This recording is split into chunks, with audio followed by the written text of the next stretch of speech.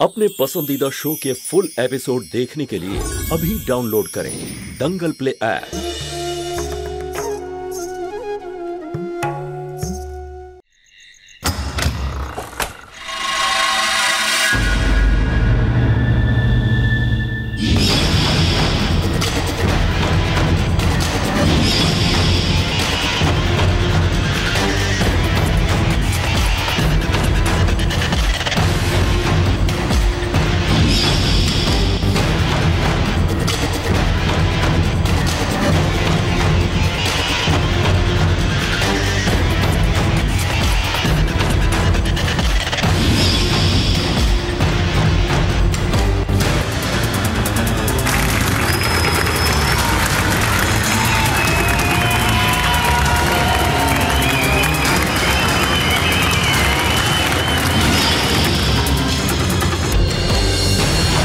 পেরেছো জ্যোতি, তুমি সবার মন জিতে নিয়েছো। তুমি পেরেছো জ্যোতি, তুমি প্রমাণ করে দিয়েছো যে তুমি বেস্ট।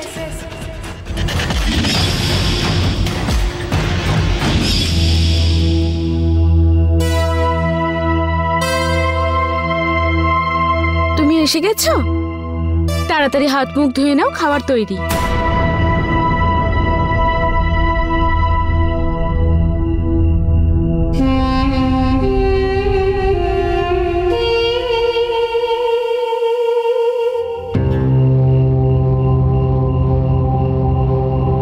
এসব কি? আমি তোমার জন্য খাবার নিয়ে এলাম আর তো কি করব? তোমার দয়ায় এত টাকা তো নেই যে বারে বসে খাবো, তাই বাড়ি নিয়ে এলাম এক বোতল। কিন্তু এইভাবে রোজ রোজ বাড়িতে কেন? তোমার বাড়ি মন্দির নাকি? না, কিন্তু এটা তো তোমার শরীরের পক্ষেও খারাপ, তাই না? চুপ! লেকচারের পালা এলে সবার থেকে এগিয়ে, আর কাজের বেলায় ম্যাডামের হাত পা একেবারে জমে যায়। গোটা শহরে তোমার জন্য আমার নাম ডুবে গেল, কিন্তু একটা জিনিস তুমি প্রমাণ করে দিয়েছো আজ, তুমি কোনো কাজের নও, ইউজলেস, একদম ইউজলেস। এরকম বলো না ব্রজ, কত কষ্ট করেছি আমি, সারা রাত ধরে প্র্যাকটিস করে সকালে তাড়াতাড়ি ওঠা। এই শোটার জন্য তো আমিও চেষ্টা করেছি, আর তুমি বলছো যে আমি কোনো কাজের নই। হ্যাঁ, আবারও বলছি, পুরনো কাগজের মতো কোনো মূল্যই নেই তোমার। আমার নাম, আমার রেপুটেশন সব ডুবিয়ে দিয়েছো তুমি, হাসির পাত্র করেছো আমায়। আর তোমার ওই মহান দিদি জ্যোতি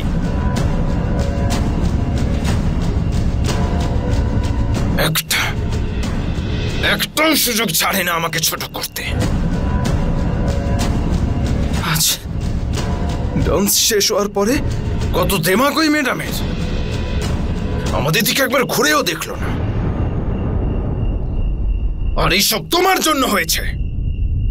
তুমি যদি আর একটু পরিশ্রম করতে না, তাহলে লোক ওর বদলে আমাদের জন্য হাততালি দিত। কিন্তু মেম সাহেবের কাছে সময় কোথায়? খেয়ে ঘুমিয়ে সময় পেলে তবে তো। আমি যথেষ্ট পরিশ্রম করেছিলাম, দিন রাত প্র্যাকটিস করেছি আমি, কিন্তু জ্যোতি দিদিকে দেখে নার্ভাস হয়ে গেছি।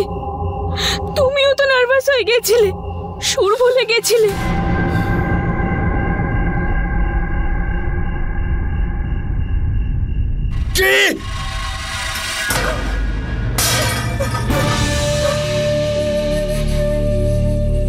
কি বললে তুমি? আমি নার্ভাস হয়ে গেছিলাম, নিজে কোনো কর্মের নয় আর আমার দিকে আঙুল তুলছো? হ্যাঁ ব্রজ, আমাকে ছাড়ো, আমার লাগছে। আরে কষ্ট কাকে বলে সেটা কি জানাও আছে তোমার?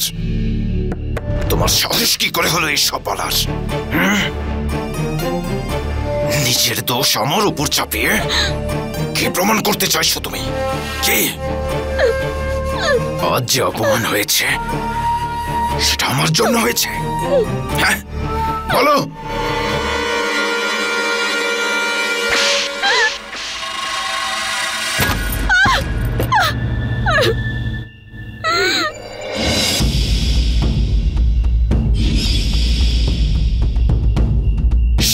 একটা মেয়ে? আরে তোমার চেয়ে অনেক ভালো মেয়ে পেতে পারি আমি। আজও আমার এক ইশারায় যাকে খুশি ডেকে নিতে পারি আমি। দ্বিতীয়বার আমার সাথে এরকম করার কথা ভাববেও না তুমি, বুঝেছো? I am sorry Braja. I am sorry. কোথায় যাচ্ছ তুমি? দাঁড়াও। আরে আমি যেখানে খুশি যাব, আমার ইচ্ছে। তুমি জিজ্ঞেস করার কে? হ্যাঁ, আরে আমারই মতিভ্রম হয়েছিল যে তোমার চক্করে পড়েছিলাম। তোমার দিদিকে বিয়ে করলে না, নিশ্চিন্তে থাকতে পারতাম আমি। নিজে রোজগার করে আমার হাতে টাকা তুলে দিত। তোমার মতো নয়।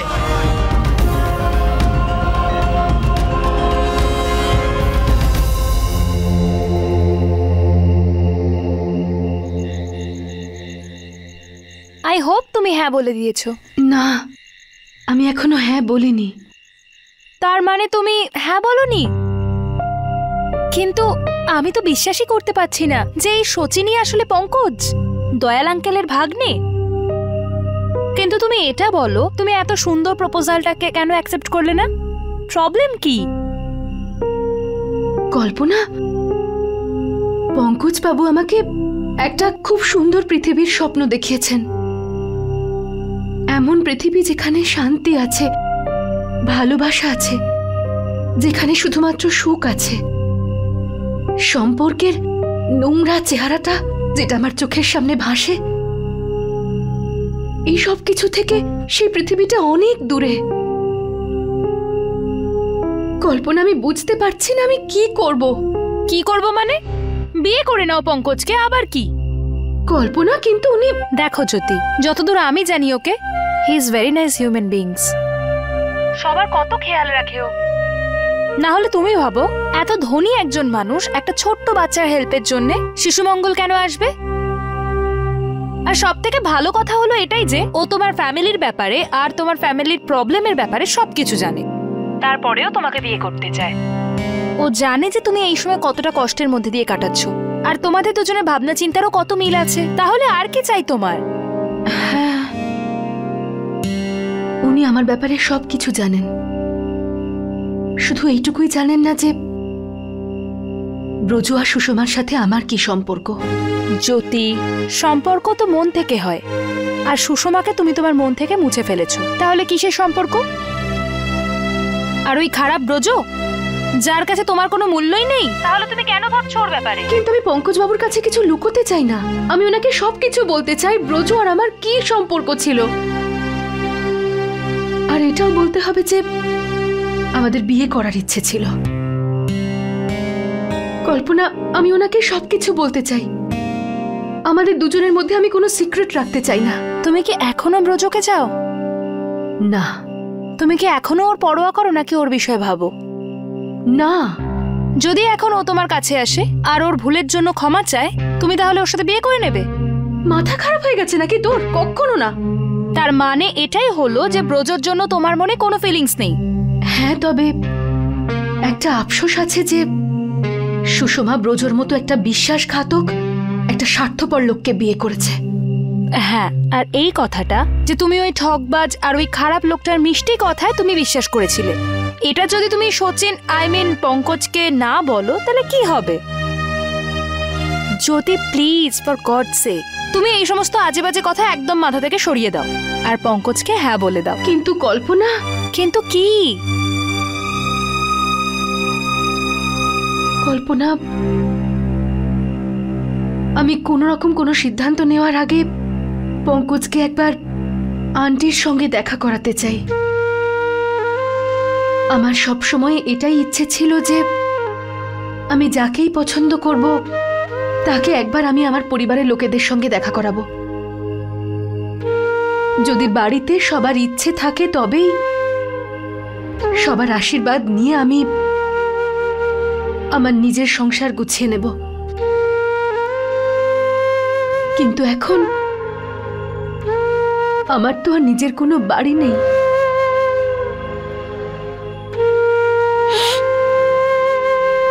কিন্তু আমি আন্টিকে কখনো নিজের মায়ের থেকে কম মনে করিনি। সেই জন্য চাইছি যে পঙ্কজবাবুর সঙ্গে একবার আন্টির দেখা করাবো।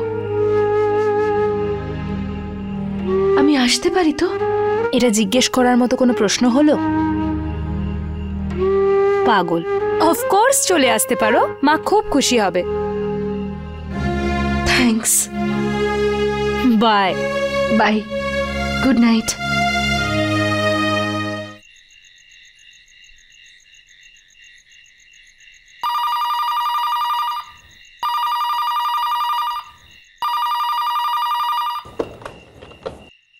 হ্যালো মা, জ্যোতি দিদি। জ্যোতি,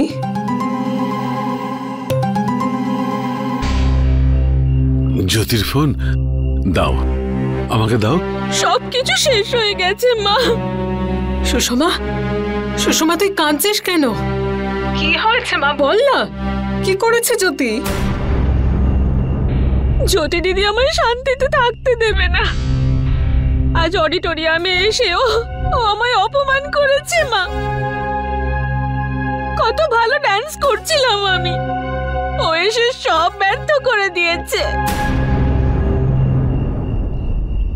রোজও খুব রেগে আছে, ও খুব খারাপ ব্যবহার করছে। সুষমা, দেখ মা, তুই কাঁদিস না, কাঁদিস না মা। আমাকে বল যে যদি জেনে বুঝে যদি তোর ডান্স শো খারাপ করে থাকে, তাহলে ব্রজ তোর উপরে কেন রেগে আছে? ব্রজ খুব রেগে আছে মা, খুব চিৎকার করছে। ওকে এই অবস্থায় আমি দেখতে পাচ্ছি না মা, ওকে এভাবে দেখতে পাচ্ছি না। কত কষ্ট করে এই কাজটা পেলাম আমরা, আর জ্যোতি দিদির জন্য সব শেষ হয়ে গেল। আমার একদম ভালো লাগছে না মা, খুব একা লাগছে আমার। তুমি এখন কেন আমার কাছে নেই? মা শোন, এভাবে কাঁদিস না। আর আর তুই মোটেই একলা নোস, আমি তো আছি তোর পাশে। আমি কালকে যাব তোর সঙ্গে দেখা করতে। কিন্তু কিন্তু বাবা। আমি যাব সুষমা, তুই তো আমার মেয়ে। আর এক মায়ের তার সন্তানকে দেখার পুরো অধিকার আছে। আর এখন তুই চুপ হয়ে যা আর গিয়ে ঘুমিয়ে পড়। হ্যাঁ দেখ মা, যে যতই চেষ্টা করুক না কেন কারো সুখ ছিনিয়ে নেওয়ার, কিন্তু দুঃখের সময় বেশি দিন থাকে না মা, সব ঠিক হয়ে যাবে। তুমি সত্যি আসবে তো মা? হ্যাঁ মা, আমি তো আসবো, নিশ্চয়ই আসবো। আচ্ছা এখন তুই গিয়ে ঘুমিয়ে পড়।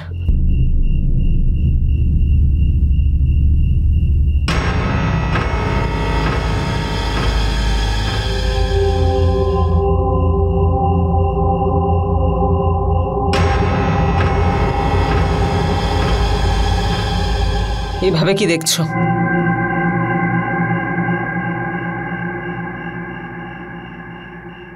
সুষমার সঙ্গে দেখা করতে আটকাবে তুমি?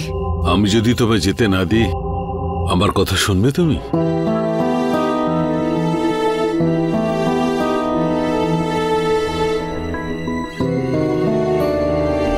আমি তো শুধু এটা দেখছিলাম, সুষমার জন্য যে ভালোবাসা, যে খেয়াল তোমার কণ্ঠে ঝরে পড়ছিল, সেটা জ্যোতির ক্ষেত্রে তো কোনোদিন দেখিনি।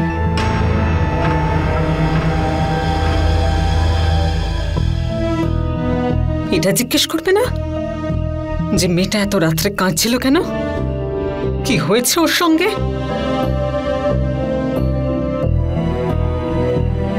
জানি না ওই জ্যোতি কেন ওকে এত হিংসে করে।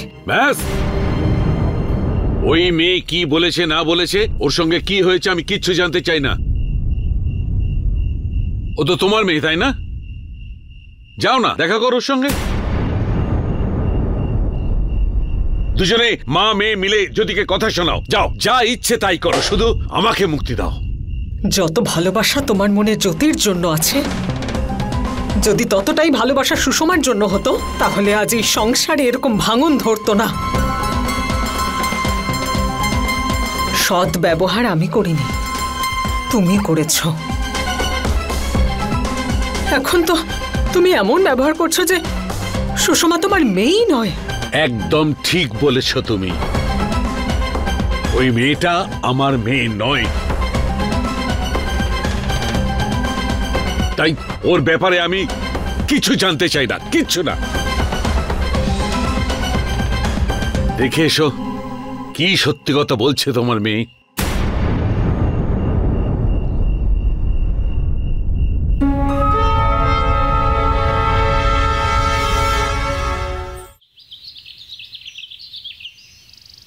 আন্টি, আমি জ্যোতিকে বিয়ে করতে চাই, সেই জন্যই আমরা এখানে এসেছি, আপনার সম্মতি নেওয়ার জন্য আর আপনার আশীর্বাদ নেওয়ার জন্য। হ্যাঁ মা, তুমি একবার শুধু হ্যাঁ বলো, কারণ জ্যোতির জন্য এর থেকে ভালো জীবন সঙ্গী আর হতেই পারে না। না মা, এটা সারা জীবনের প্রশ্ন, তাড়াহুড়ো করে সিদ্ধান্ত নেওয়া উচিত নয়।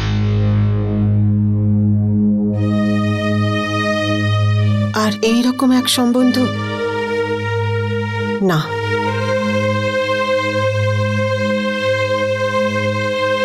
যে কোনো মেয়ে নিজের ইচ্ছে এমন একজন মানুষকে কি করে বিয়ে করতে পারে যে দেখতে পায় না?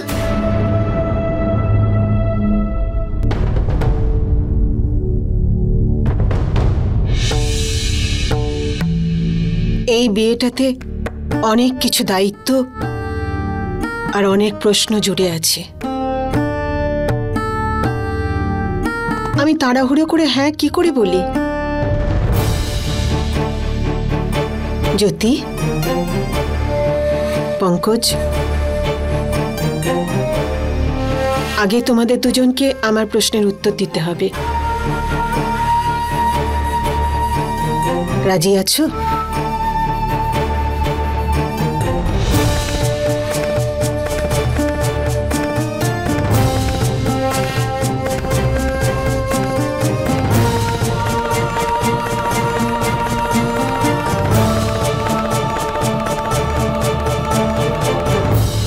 পরের এপিসোডে আপনারা দেখুন, এই দিকটায় দেখুন, একটা লেক আছে, গাছও আছে, আর বৃষ্টির সময় গাছে ফুলও হয়।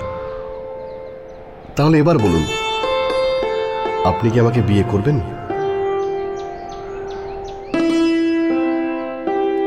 আমি বিয়ে করতে রাজি আছি, কিন্তু একটা শর্ত আছে আমার।